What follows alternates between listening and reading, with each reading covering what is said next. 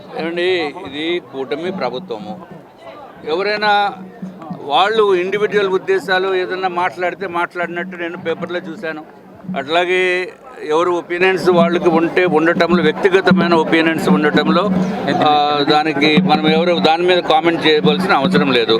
మీరు వేరే పార్టీ వాళ్ళని అడుగుతున్నారు మమ్మల్ని. మేము భారతీయ జనతా పార్టీ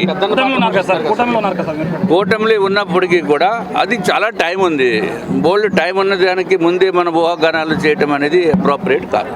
భారతదేశంలోనే కాకుండా ప్రపంచ స్థాయికి ఉన్న వ్యక్తి ప్రధానమంత్రి నరేంద్ర మోడీ గారు. ఇవన్నీ చిన్న చిన్న విషయాలు. ఇవన్నీ దీంట్లో ఇంకా అసలు దీని డిస్కషన్ ఏమీ అవసరం లేదు. ఇది అన్వాంటెడ్ డిస్కషన్.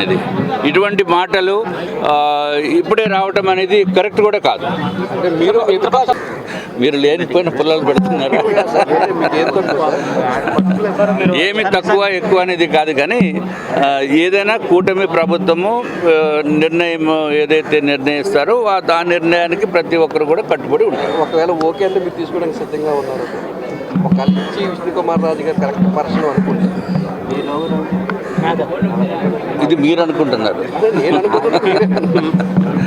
ఏమి కాదండి. ఏదైతే పార్టీ ఏ నిర్ణయం చేసినా కార్యకర్త కింద పని చేయమంటే కార్యకర్త కింద పని చేస్తాము. నన్ను ఫ్లోర్ లీడర్గా ఎమ్మెల్యేగా నాకు టికెట్ ఇచ్చారు.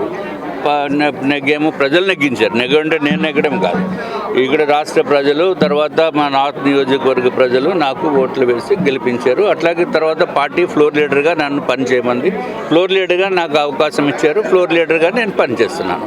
తప్పనిసరిగా రాష్ట్రంలో ఉన్న సమస్యలు నా దృష్టికి కనుక వస్తే డెఫినెట్గా నేను on the floor of the house మాట్లాడి ప్రజలకు ఉపయోగార్థమే మేము పనిచేస్తామని చెప్పి తెలియజేస్తాం.